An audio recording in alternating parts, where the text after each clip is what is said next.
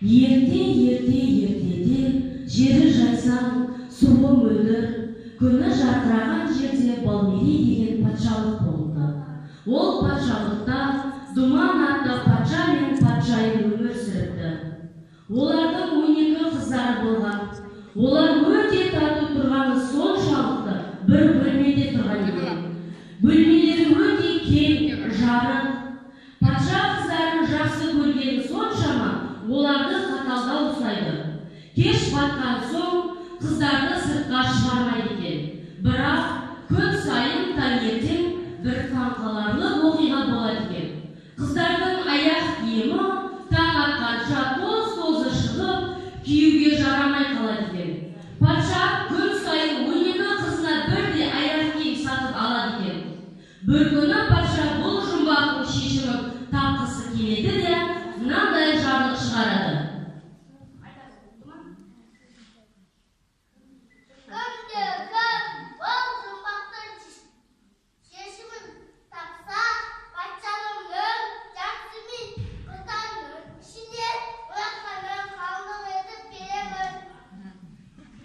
Оған барлық жерден ханзадалар өз бағын сынауға келе бастайды. Күндер өтіп, алғашқы ханзада да келеді.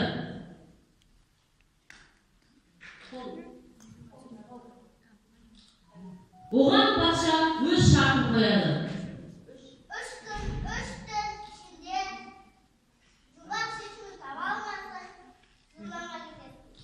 Ханзада еш ойланбастан қыздардың бөлмесінің есігінің алдына күзетке тұра бастайды.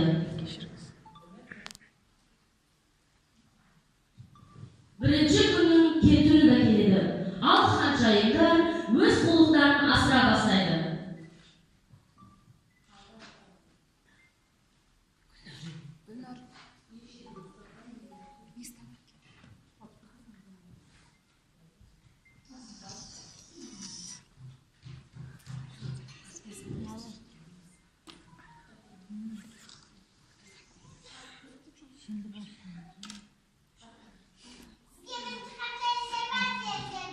Ол шарбатта ұйқыдары бар еді.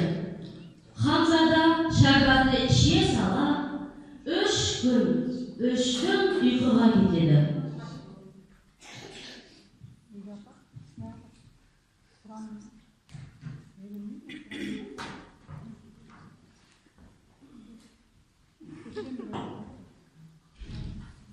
Сол ұйықтағаннан Ханзада 3 күн ұйықтайды. Ұйқысының қатылығы соншама сақшылар Ханзаданы сүйреп алып шығуға мәжбүр болады.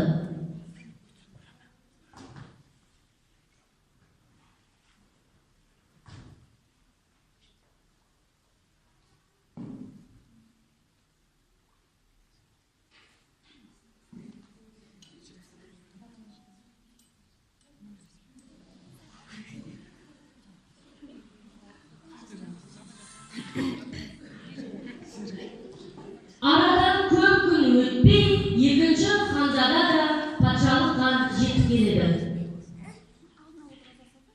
Ол ханзадамен де дәл осындай оқиға болады.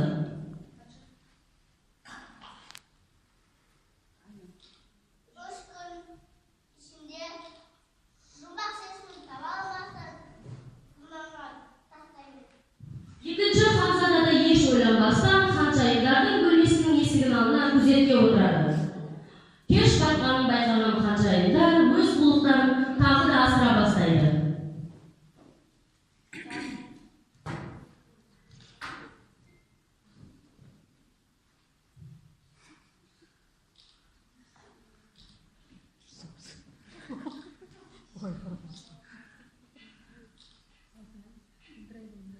Екінші ханзада да еш ойланбастан шарбатты ішіп салады.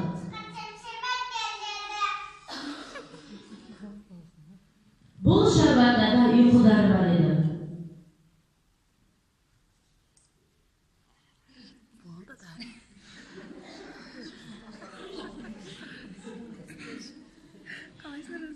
Екінші ханзадан да ұйқысы келгені соншалық отырған жерінде ұйықтап кетеді.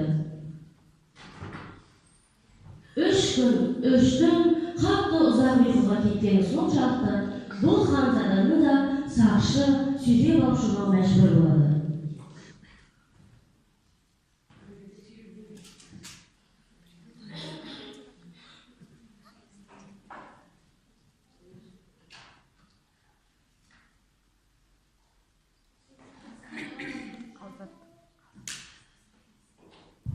Асу белдерден, орман таулы көлдерден асып, жүрегі ақ көңіл ханзада жолға шығады. Жолға дайындық ретінде дорбасына алма мен бір тілім нанды салып алады.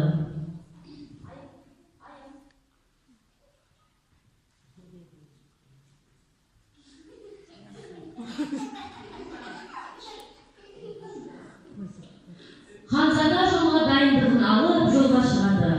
Жолдан егде әже кездеседі де көмек сұрайды ханзададан.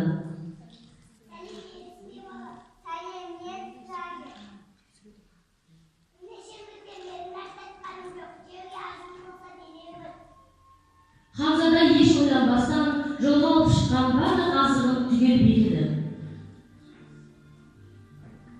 Жүрегінің ақ көңілінің таза екенін байқаған әже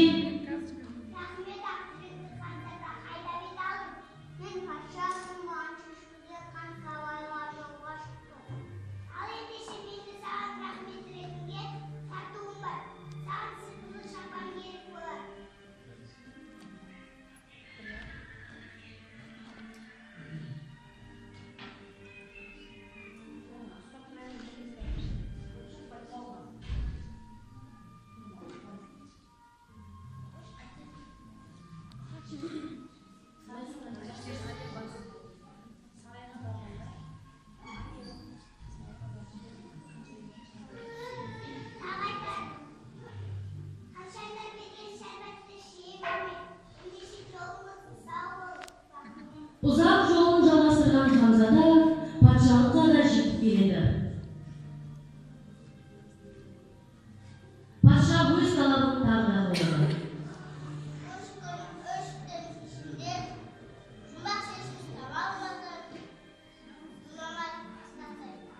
Үшінші ханзада көп ойланбастан ханшайымдардың бөлмесінің есігінің алдына отырады.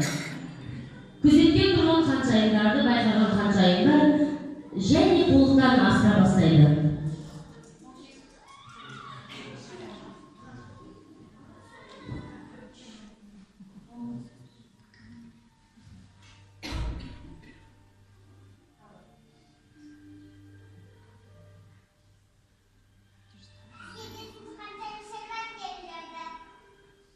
Ұзақ жолдан шаршап келген ханзада шарбатты көргенде өзі ұстай алмай ішіп қояды.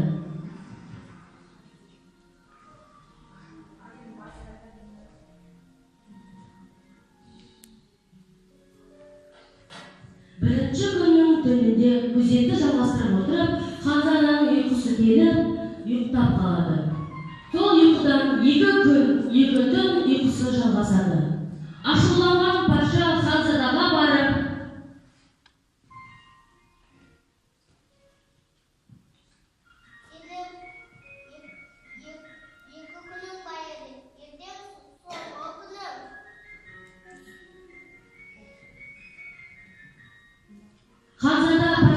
патша ханзадаға ескертіп, 3-ші соңғы күнінде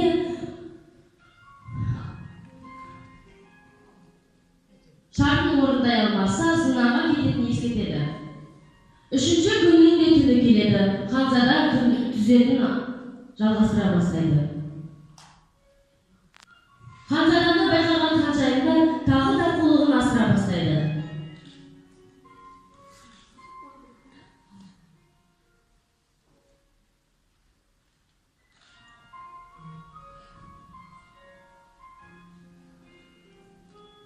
Ханзаданың ойына жолда көрген егде әженің айтқаны есіне түседі.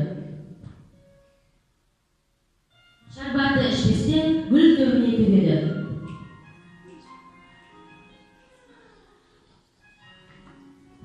Сөйтеді де ұйықтап қалған кейіп танытып күзетін жалғастырады. Оны байқаған ханшайымдар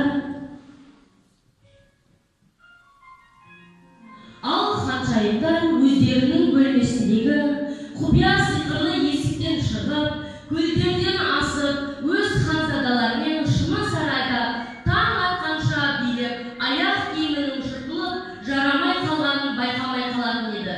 Бүгін де дәл солай құпия есіктен өтіп, би кешіне асыға жол тартады.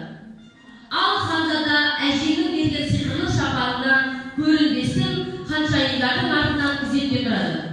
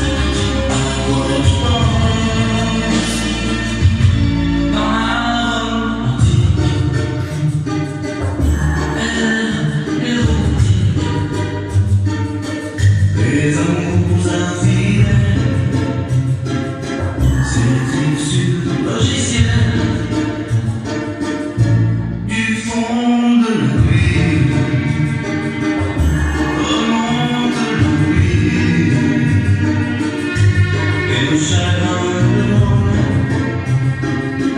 dans les pages du grand monde.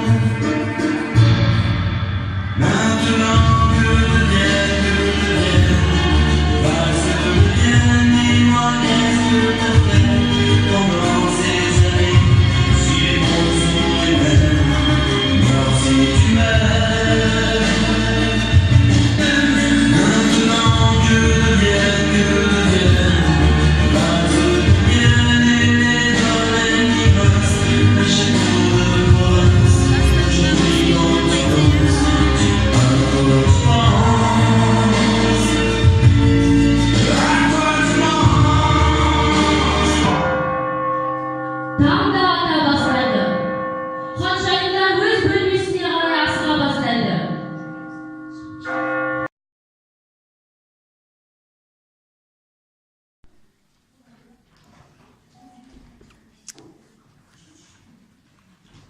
Таң атқанша өзгереді. Ал ханзада дәлел ретінде алған қорасын дорбасына салып, ханшайымдардың артынан барып күзетін жалғастырады.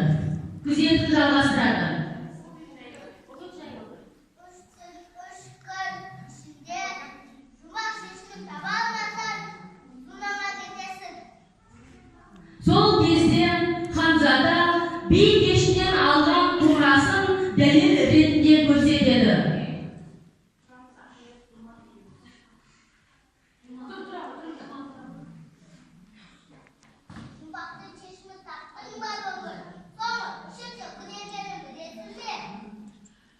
Ханзада құмыраны көрсеткен кезде патша сеніңкіремейді. Патшайым патшаға дәлелдерін рас екенін айтып жеткізеді.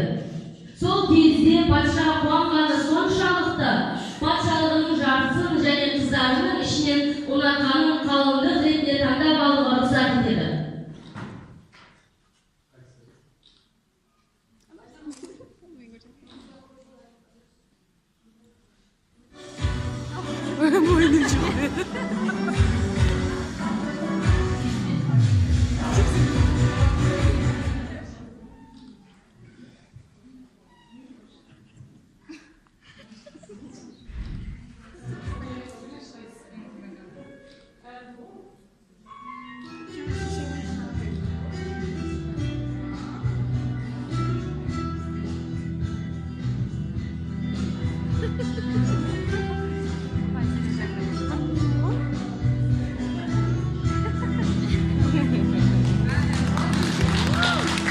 Ханзада өз патшасын тауып ханға барады. Патша қызын қалыңдық ретінде беріп, олар тату-тәтті өмір сүреді.